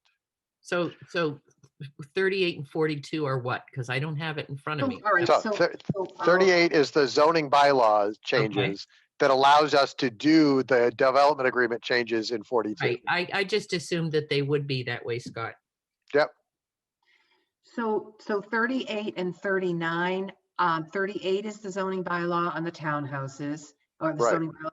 And then 39 is the development agreement change for those townhouses. Oh, okay. Okay. Sorry. Okay. And Yeah. then there's another zoning bylaw amendment requested for the drive-throughs. And Yeah, then that's 40. Yep. that's 40. And then 41 is the alcohol license, the petition for Mhm. legislation. And then 42 finally is the miscellaneous development agreement modification. So let me Okay. ask this about the last article. They did talk to us in the subgroup a bit about the fact that, if they thought that things weren't going to work out for one particular article or another, that they would consider passing over. Mhm. All of them? No, No. one or if there was good reason to. Mhm, Yeah, that'd be nice, huh? mhm. I think negotiations are a legitimate reason, in the town's interest anyway. Yeah, I think so too. Particularly for 42. So, we could relay that when we meet with them the next time, if that is what you, Scott, and Peg, if you agree. I mean, Yeah. it's limiting. It's a little bit limiting some of the language. And We there did are things advise- that we don't even know exactly what we might want to put on the table. So I know the language is perhaps loose enough that we could do that, but I Well- think that the town is not usually, they're usually privy to everything that's going to be discussed in Mhm. the development agreement. So it's kind of not fair to the residents also. I mean, usually it comes to town meeting done, Mhm. negotiated, and then we vote to approve. Yeah. That said, they have tried to, I mean, COVID has made having meetings a little bit more difficult. Yep. The date of town meeting is preset, that they are trying to, they have some ideas, but I would say weren't ready, but town meeting is when town meeting is. The deadline to get an article in is the deadline to get an article in. Right. Um, And that was why I think that they said. I think that's why they Work added out. their section 4 in Article 42, which is, the select board may at any time within 1 year of this article agree to incorporate any modification into the agreement and other terms that they deem beneficial to the town. But you know. that's not how it's been done in the past. So No, guess- I agree. I totally agree. It's not been done in the past, and it is interesting. Like we get to determine what's beneficial of the town is still a pretty broad authority. It is, and frankly, items 1 through whatever, the first Right. few items on here, Yep. I mean, the development agreement has some really costly items that were agreed to, the public safety mitigation transition payment, the ambulance, the Yep. deck widening of the bridge, the redesign of the intersections. These are some big ticket items that were agreed to. And so it's going to take a bit to negotiate something that's in the best interest of the town without Well- giving. Right. And it's because frankly, the original development agreement was approved before I moved to town. I mean, that's how old the original agreement is. And a lot has changed in society and in technology and what we think is in the best interest of the town. I wish we could do something fast. I think that if we put 40 hours a week into it by everyone involved, it would still take us between now and town meeting to potentially come up with something that could fully be agreed to. And none of us have that level of time and energy. Right. Um, I I'm just. I looking- want to be helpful to them, and I want to be very helpful to them, and I still haven't found a way forward that I think works yet. And I have spent I don't go to any of the negotiation meetings. I'm not a party to that, but that I haven't come up with a process that even I like, that still protects the town and helps a business in town continue to move forward. Mhm. Mhm. Because I'd really like them to be successful. A successful business venture there helps our tax base and helps the town, and I don't think anybody. Frankly, I think everyone here also wants them to succeed. I don't want to imply that anyone doesn't. So, Mhm. but I have not figured out a way forward on these yet. I want to. I mean, I think that the simple there. I'm glad that at least 2 of the 5 are straightforward. Whether or not I support them might be a different thing, but that the one is a very simple drive-throughs for Riverbridge, and one is a very simple add a liquor license to Riverbridge. I think those could be debated clearly. People could take their sides, a vote could happen, and we could move on. The other 3 you could go into a tangent that could take a week in all kinds of different directions. Mm, mm. Well, I hope Um, not. Through the chair, Eloise has her hand up. Would you like me to? Sure. Okay. Eloise? I've been trying to follow along. Just remember when you're talking about condensing, potential bylaws, that everything has to go to the Attorney General. Right. And they want to make sure that everybody in their family has had access to all this information. Yeah. And I have to provide it in documentation, and I have to provide it when I initially received it. It's extremely involved. Yep. And then the other thing, I think you already know, but a citizen's petition cannot be amended. Right. Right. It's just, What you see is what you get. So that's all I had to say. Oh, could I talk about 2 things totally off topic? No, but I'm going to talk about them anyway. okay. Go for Are it. available. I'll let you. Nomination papers have been sent out to all the incumbents today. And if anybody wants any nomination paper, they need to notify me first so I can prepare it, get it countersigned by the Board of Registrars, and then they can pick it up. And they are due March 22 at 5 p.m. Okay. Good information, Eloise. Okay, and 2 other things. Can you continue to remind people to send their censuses back? And dog licenses are available. Thank you. All right. Thank you. Okay. So did we help you in this whole process, Margaret? You sure did. So tonight, so what the board, what I'm asking the board then to include are Article 3, the sunset clause extension, Article 7, special article closeout, Article 8, the Bullard House renovation scope expansion, Articles 9 through 15, the consent articles, Article 16, town reports, Article 17, cable PEG access, Article 19, the FY22 budget, Article 20, which is going to be renumbered, the capital budget, which will be FY21, and Articles 38 to 42, the citizen petition articles. Okay. You want a motion? Please. So moved. All right. I hear a second. You do, and a question. Okay.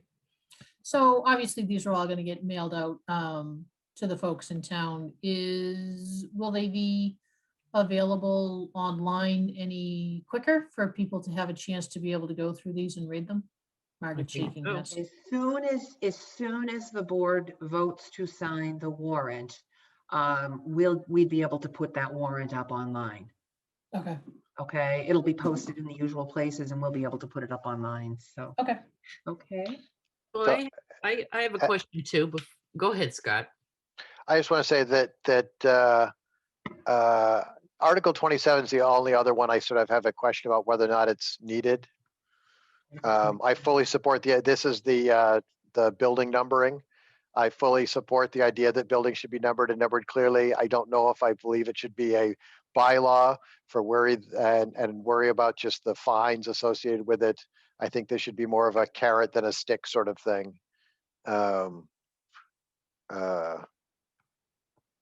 That's just sort of my opinion on the remaining warrant. The rest of them, I think I'm fine to vote even today to add to the warrant. Okay. And I actually had a question too. How far along are we on the META grant? And I'm just thinking, we probably won't be ready, but could we put a placeholder for anything to do with the solar? I don't know where we are as far as how The META close we grant- would be. Oh, Peg, We're not far, unfortunately. The last meeting of the Energy Committee was canceled due to lack of quorum, thus my request last week Right. to see if we could put it on and move it from 5 to 3. As their liaison, I've reached out and asked for a meeting in the not so distant future. I have not seen it. Is it necessary for them to meet? I'm talking about, I don't know Well, how much they are involved with this META grant and the RFQ and. They have to write it. Okay. So what I can do is if we go back to, I can help them. I just don't want to be duplicating work. The RFQ I would do anyway, no matter what. Right. I'd be issuing it. Right. So that's fine. It's the scope of work, right? So Yeah. but that scope of work can come right out of the application we submitted for the META grant. Okay. All right. So, and I think that, and I'm sure the Energy Committee will have some additional input, but we could at least start with that framework right from the application that we submitted. So the summary of the work we wanted to do, and then we can just add a few details to that. Just to clarify. If it's too rushed, that's fine. I just didn't know whether by the time town meeting came along, would it have fallen right into place? I think that consultant work would need to happen well before. Okay. All right. It was just a question I thought of today. Peg, what do you think? Yeah, we're not going to hit it by then. There's still too much work to do. So, Margaret, if there's anything that I can help you with, no, kind of like how I drafted the little summary of what the Energy Committee does and then just sent it to them. And again, like here's the line, here's Peg, don't want to bloop over it, but want them to keep going. So if there's anything that I can help you with on the grant, then just holler. How about if I pull up the application to META, and if you want to try to facilitate sending it out to Steve and Jason and see how much they've done. Eloise. And Eloise, and okay. And maybe we can just build it from there. So I'll do that tomorrow. Okay. Okay. Don't put more work on yourself because of my question. Well, no, it's it works. We need to move on this for a while. We need to move on this. So it's okay. Let's chug now. Okay. All right. So we had a motion and a second on the table. Keefe, aye. Stone, aye. Hawkins, aye. Okay. That's such a feel good thing, I'll tell you. That's just nice to just get some things out of the way. Well, now we move on to the fiscal year 2022 budget. Okay, I'm gonna have to remember what articles are what here. Okay, so on the do I need to go in there and pull it up? It's on the drive. Well, I would appreciate it because I don't have two computer screens. It doesn't show right in Google. Sorry. No, that's okay. No, it's okay. He's laughing at me.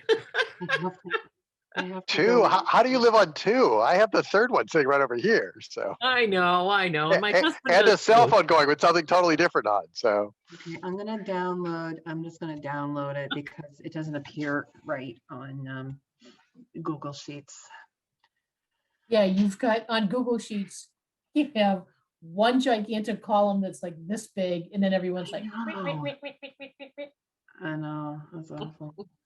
Okay, all right. like whatever that column is, get rid of it. Yeah. Mhm. Okay. Let me, I have to go back in and share this one then. Okay, here we go. Yay. Okay, Mhm. recommendation. Oh, what have I done? Okay. All right, I'm gonna move you all over to the other side of this worksheet so I can block a few columns. There we go. All right, so as you know, I had highlighted the FY22 recommended wages. This is weeks ago after we had calculated the personnel committee's recommended COLAs. At this time, I am recommending that the board approve the personnel committee's recommended 2% COLAs for the reasons the personnel committee cited in their memo of November 30th. The total shown at the bottom of the spreadsheet, the total cost impact of all of those lines is, wait a minute. 30,927. Thank you, 30,927. So I have highlighted all of those rows with my recommendations. And then there are also a small handful of expense lines here that I am also recommending the board support. I'll scroll down. Line 79, transfer station expenses, and I apologize. I know this is probably making you dizzy, but if I use the other way, it's going to be. There we go. Transfer station expenses. The requested amount is level funded from FY21. Is level funded from FY21, and the Board of Health projects an additional $10,000 in offsets. So that's also reflected on the revenue summary. Right, because So- the Board of Health is recommending an increase in the transfer fees. Yes, they included it. They included detail in their budget request. Yep. And are defending a $10,000 increase in the offsets. Yes. So the transfer station expenses you're talking about? Transfer station expenses, yes, that are funded Oh, all right. I see. Gotcha. right here. Yeah. I was looking at the green. Okay, so it's this, and I'll try to highlight Yeah. the boxes as we go down. No, The I next- think that's fine. Okay, the next is a question, weed assessment. We had held this because you were talking, I think you were talking about maybe changing the name of the account itself to social service assessment. I wanted to call it Berlin Families in Need, but I'll be fine with something that's not vendor specific, and then increasing the number, and then we spend fiscal year 22 coming up with policies and procedures on how to spend that additional money on Berlin Families in Need. Okay, so potentially increasing the assessment for FY22 over and above the wheat assessments. So that Correct. would. Do you want to do that this year, Scott? I think the way COVID is hit and the way people are hurting, that this is definitely the year. I wish we have ability on May 5th or whatever the town meeting is to start dispersing it, but I think we have some funds there. We spend some time figuring it out. I think what we've learned is that there's a lot of potential funds out there, but there's a lot of strings attached to those. And this potentially, I can't figure out the right equitable and fair way yet, but if we increased it and we doubled it and said $8,000 for Berlin Families in Need, and then we could give out 500, 200, we'd come up with a process before I think we'd start sending it out to people. But Well, that's what I mean. I think maybe you need to come up with a process first, because there may be strings attached to doing it through municipal government too. Well, yeah, we've talked about the whole issue of contracts and not being able to do straight up donations. So we would have to have something in place that would reflect contracts being established for this stuff. So I don't think it necessarily goes to organizations. I think it could go to Berlin Families in Need. We don't know if you no, can we do that. can't. Unfortunately, we can't do that. So government can't help out families in need. We We have cannot. a Scott. $15 million budget and we the can't give easy- $4,000 to people who might like lose their utilities or lose their rent or need help with laptops and other stuff for their kids or daycare so their kids can go to school. We're just not allowed to do any of that to help our families. Just want to be clear. That's what the school committee member was asking if we could do too, and we Yeah. couldn't help them.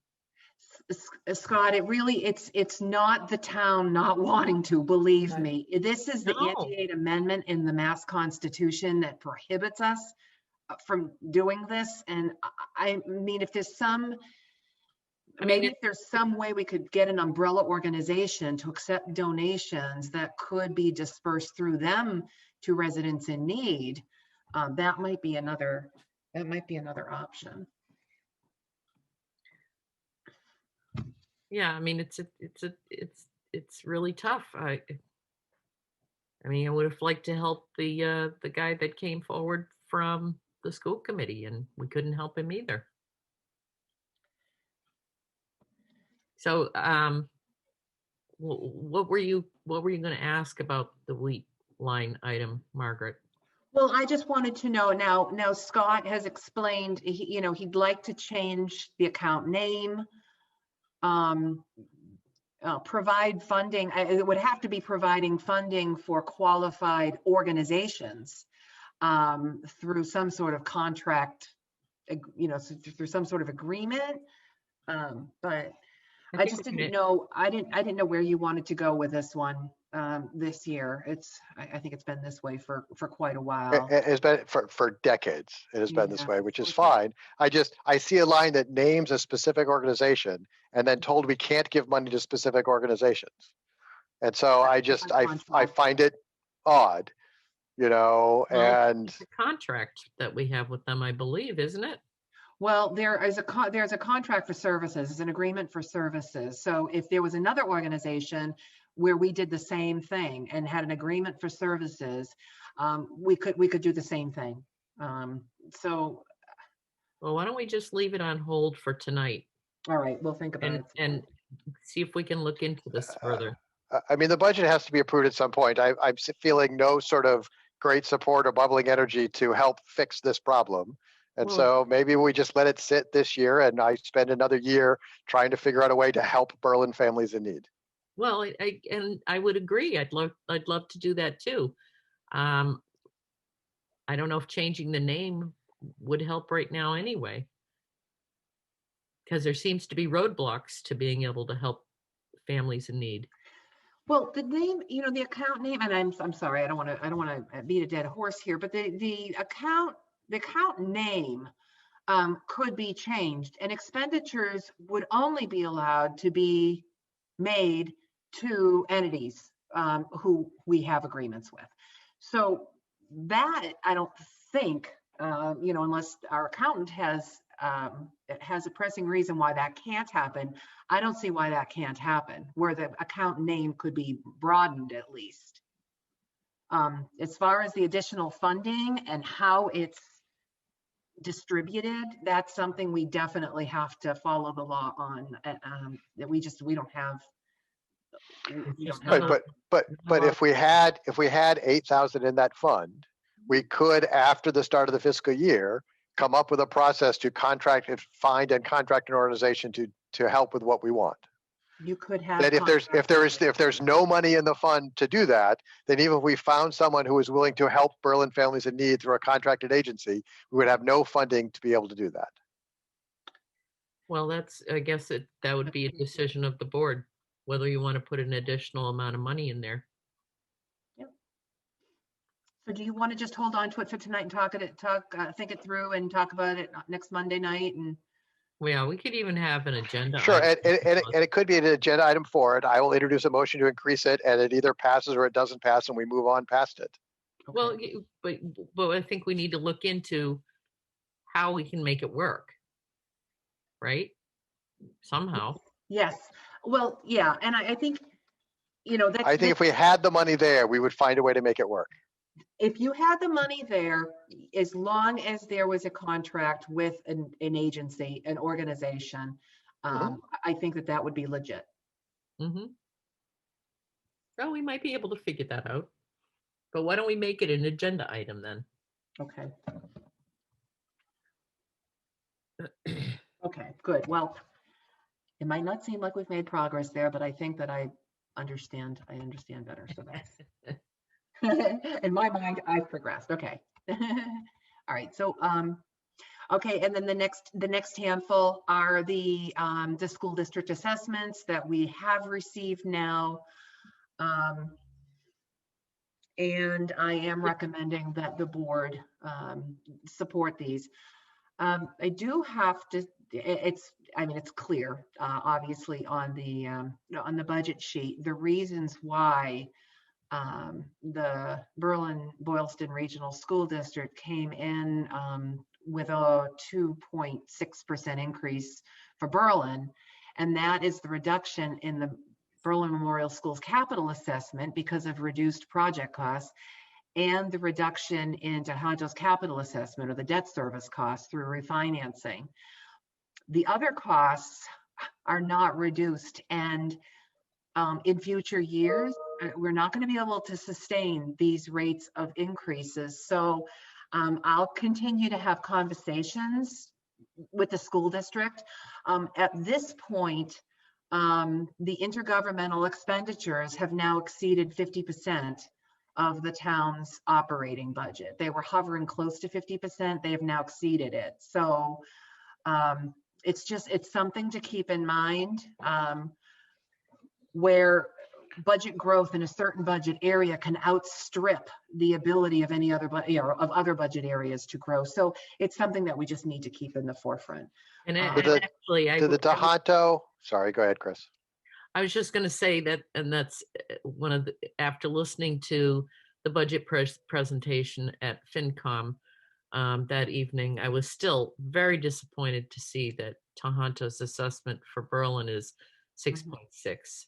It's sort of just, yeah, you know, it offsets everything to be reasonable, but if it's a standalone item at 6.6, that's, I wouldn't mind if, Margaret, if you shared that disappointment, you know, with. Is the increase to do with is our percentage of students gone up at Tohonto? Because that's sometimes their overall budget can go up by like 1%, but because there's a bunch more Berlin students, we see a bigger increase. There is a special ed assessment this year that's hit the books for Tohonto.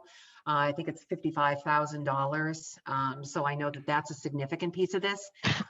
Enrollment, I don't have the sheet in front of me. I don't remember the enrollment being that significant of a change. No, it's not significant. It might be up a little bit, but not significant. Historically, we've relied on sort of Boylston to keep this number in check, because if we're seeing, 6.6, because they're saying that they usually pay for 2/3 of the overall Tohonto budget because they have sort of 2/3 of the students. So if we're seeing 175,000, they're seeing 350,000, which is not very sustainable for them either. Right. And so in some years where it swings more to Berlin's, we see a big increase, but they see something that's flat, and therefore we can't rely on them to sort of help push the budget down. And I think they told the school district 2.5, but no more than, or ideally 2.5, but no more than 3%. And I think Boylston came in right at 3%. So I don't know what. And historically, I don't remember the capital assessment and the operating assessment being combined together, because every year the capital goes down because we did a flat principal payment. And so when we were talking to them about trying to keep it to 2 or 3%, that is of the standalone line item that says Tohonto. No. So Margaret, what happens if we just say no? If you say no, the school committee is required by law to go back and actually revisit the budget, change their budget number by $1, and come back to the towns and ask for the same thing. And I'm only saying that as a scenario. You know, typically the school district will listen and do what they can to work with it. But if the town says no, if the town does not approve it at town meeting, they're Mhm. required to go back. It's a tough scenario with only 2 towns too. Yeah. Yeah. You know, a couple of times we've gotten very close to having a 2-town meeting. Hmm. And you're saying that the budget number for Tohoto has been approved and supported by FinCom. It has Or not been are- supported by FinCom. It's going to you first. Then you'll find, I am not willing to support the Tohoto assessment at this point. I think they should be able to do better. All the other line items in this section I'm willing to support. It could be it's 2-1. I'm expressing just my opinion at this point, but I think more work should be looked at that on that one. No, I would agree with you, Scott. Okay. Okay. All right, so we're gonna hold this. Yep.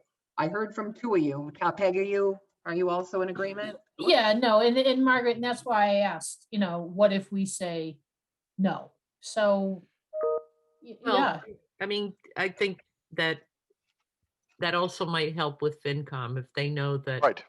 mhm. we don't appreciate the 6.6% for Tohoto.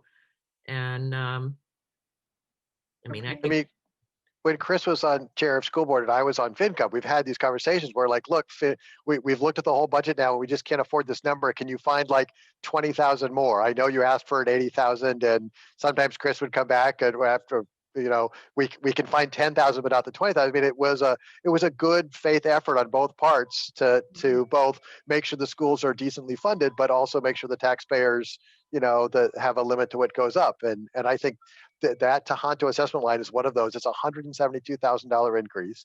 It is Mhm. worthy of a more detailed conversation about what can be done. Mhm. Okay. All right, so that one will be held until we, I will go back to, and I'll bring this to FinCom as well. Mhm. And I'll go back to the school district and talk with them about that assessment. Okay, the next one is the Worcester Regional Retirement. Those final numbers came in January. For whatever reason, I didn't recommend it before. Now it's a 3.4% increase, or $18,137, much lower than prior years, but they're still trying to catch up from their the pension liability or whatever it is they've got going on there. And then finally, sick pay. This is the account that the town appropriates money for backfill. Primarily, this is used to backfill police sick leave, fire EMS sick leave, highway sick leave, where back leave personnel must come in to backfill for sick pay. And that's the entire list for tonight. I'll have a few others to bring next week.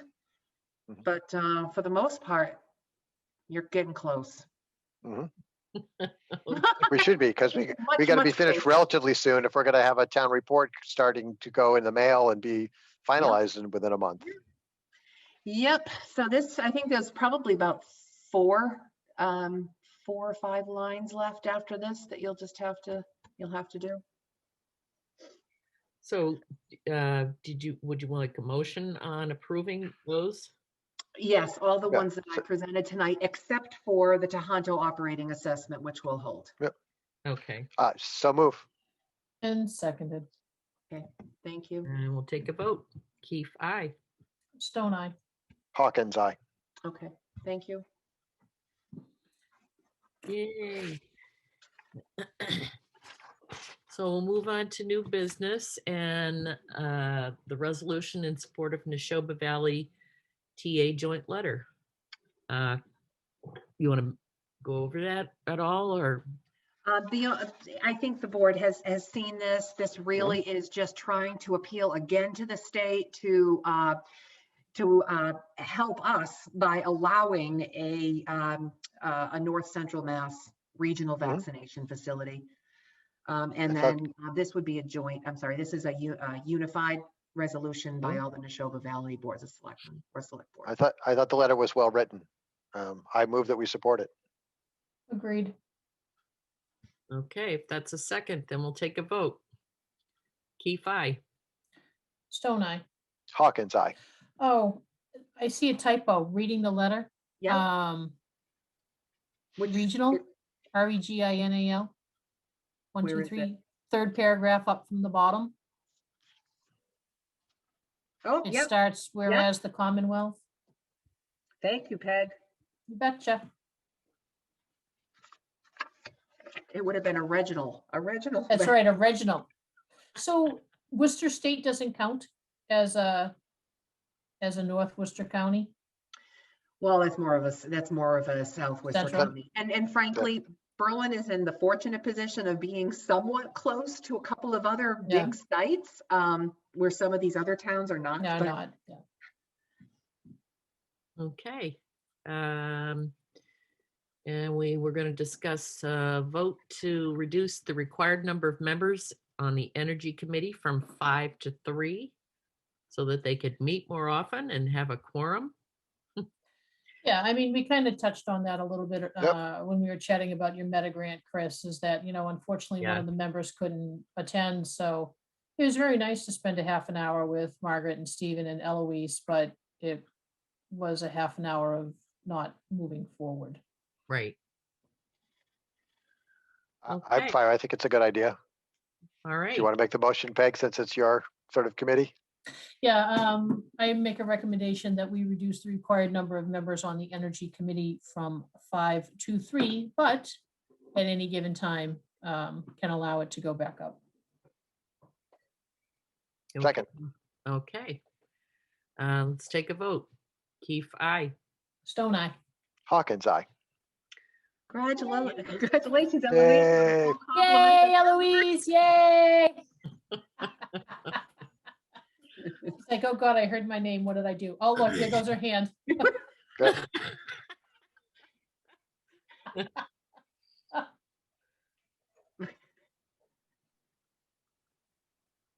Oh, she just muted Oh, herself. sorry. Eloise? Yep. I There we just go. wanted to thank you. You're welcome. We gotcha. Mhm. All right. Board questions and comments and liaison updates. Anybody? I'll let Scott go first. I don't really have anything. I won't be able to make the historical meeting tomorrow.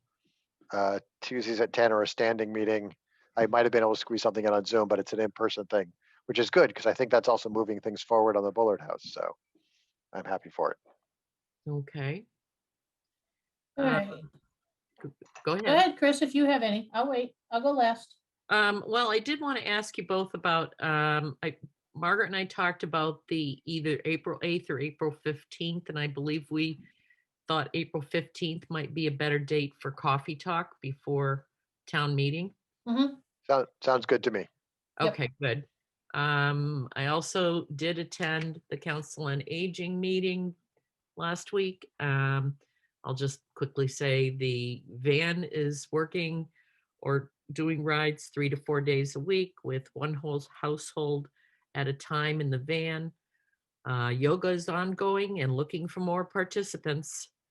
And they talked about doing some special programs and making videos of the special programs that could go out on cable. And the Powder House News articles, they will be doing one on Margaret and one on Barry. Aw. Nice. And Calling All Seniors will be going on every 4 to 6 weeks. And their next meeting is March 30th at 4 p.m. That's all I got. So that means I gotta get going. Here's my sheet. I Oh, no. gotta get going. Uh-huh. Come on, we said this was a short meeting. No. I'm saying. That's here's his my call, sh- her call list. Yeah, that's my call list. Oh. Oh, thank goodness.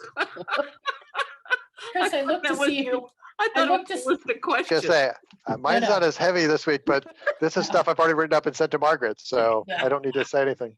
No, Chris, I looked to see if you were on the list because I wanted to harass you, but you weren't, you're not on there. I don't go as high for I think you. they crossed me off.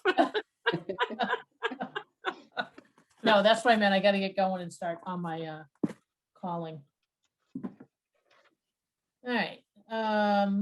You all set? I just have a couple. Yep, I'm done. So I had sent to all of you, sometime last week, I had received an email from Mhm. Susan Ziegler.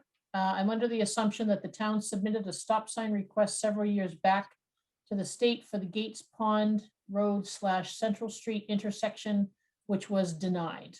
I've researched this online to no avail. I'm hoping you could help me. I sent it to, oh God, who did I send it to? All of you, Highway and Chief Galvin, and haven't heard anything back. So anybody have any idea where I can go with this? I promised the woman I'd get back to her. She said stop sign, correct? Yes, in her Yeah. email, yes. And there are stop signs at the end of Gates Pond Road. And that's what I thought, where you come I'm out to trying get to onto think 62? about- Yes, I'm Yeah. trying to think about what she's referring to. Yeah, I was confused by this letter.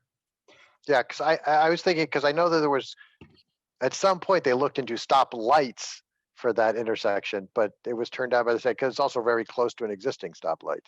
Correct. Right, But it's also a horrible intersection. yeah. It is. And so Peg, if she's really referring to stop signs, she can certainly request a stop sign or a street sign using Yep. the street sign request form. Okay, But there is a stop I sign thought there. there was. But I think there is. And so that's why I didn't Yep. know if she's actually referring to a sign or a light. Okay, Well, I mean, I don't think I would go to the end of Gates Pond and just Turn pull left. out. Yeah, Right. depends how No kidding. daring you are. If you have a crappy car, person with a crappy car goes first. All right. 3 in the morning, maybe. Yeah, okay, so I will write back to her and ask if she can confirm she meant sign and not light. And yeah, if she meant light, if she meant sign, then I'll get her to fill that out. All right, so that's question one. Margaret, you had sent forth all the COVID policies. There were like 3 or 4 of them that you sent Yeah. after we met with personnel. Do you want comments on those, or are those as is?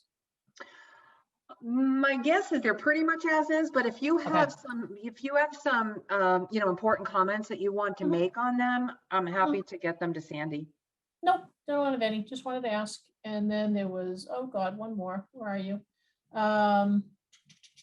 The email that I had sent to you, Margaret, that you shared, that came from another town, I'm stalling till I find it. That's Oh, the his- solar equity issue New- from New yep. Salem. Yeah. Do we do anything with that? I mean, I sent it to Energy. So I would say that energy would be the first place to start because the town administrator there did confirm that it's a legitimate email. It's from the Okay. chair of their energy committee, Yep. but without the select board's knowledge. So I would suggest that this originate with the energy committee. That way the energy committee can come to you, to this board. Yep. So For next steps, that okay. would be, yeah. And so I don't know, I don't know what New Salem's board. So Colonial Power is the group that we have our Yes. group purchase agreement with. It is. Mhm. Which, if you were following through the summer, half the town Mhm. was not very happy Mhm. with No. the opt-in and opt-out, and my bill has gone out of out of control. But we have not done an opt in or opt out. I mean, it was Judy Booman's project. So that is what, 3, 4 years ago? Because we did it, the last time we Yeah, did, decided on an agreement, I believe we did a multi-year one. That's why we Yeah. haven't done it for a while. okay. Yeah, in some respects, it might be worth looking into a little bit more. okay, In that if it is really, they get some discounts from the state and get to pass on electrical discounts to low income people. I think that has some potential. I agree with the wording of it. If the energy company is getting a 6 cents credit per kilowatt and they're passing 2 cents on to the resident, that doesn't sound like it's fair to the residents. And so right, I would definitely drive a harder bargain if we were doing something, but if there's a way to save some electrical costs for some people in town. okay. Without adding to the adder. Right, Okay, Correct. Janet has her hand up. okay.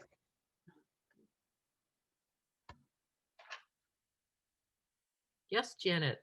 Hi. Hey, I was just listening about the stop sign versus light at Gates Pond Road. And I do remember a discussion on this about, and I don't remember stop light, stop sign, but the discussion was the traffic coming off of 495 because it's right on red. It never gave that opportunity. Is anybody remembering this for that traffic to actually stop going right? Because those people could just keep coming off. And there was some discussion about making that stop light a not turn on red. Is anybody else recalling this?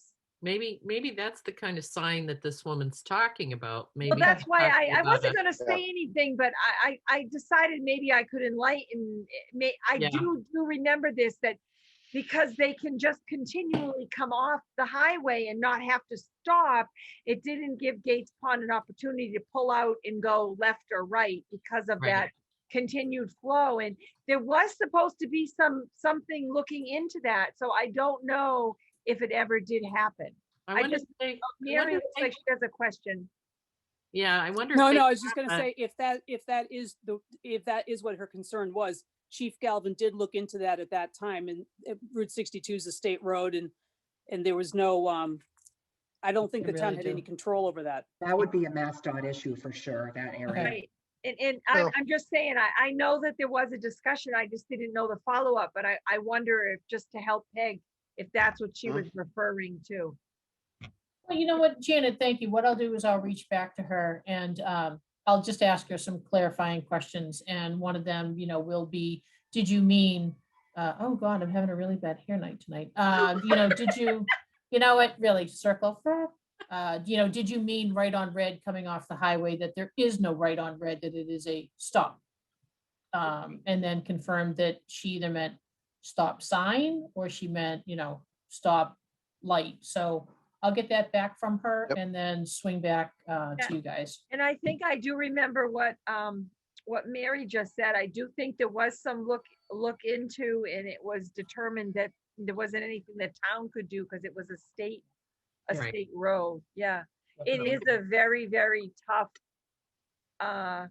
intersection. I always tell my son, go down go down Marlboro Road and take a right onto River and go the Rotary, because it's You can't get out. better than an accident. Mhm. Okay, all right, no, Janet, thank Is you. my I'll, hand down now? Did I get my hand down, Margaret? Yes. Yes. Okay. Yeah, thank your you. hands down.